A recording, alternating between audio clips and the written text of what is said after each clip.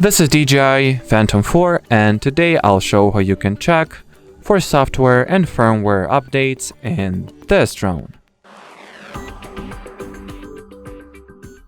So at the start, you will need to enter the camera feed of the DJI Go app. Now, tap at those three dots to your top right to launch settings.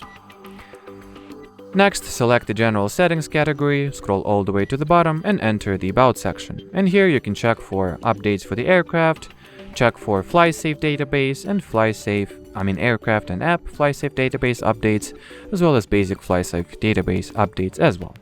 Here you can also find all the software or firmware versions, if you will ever need to, know them. And as far as this video goes, that'll be it. So thanks for watching and bye bye.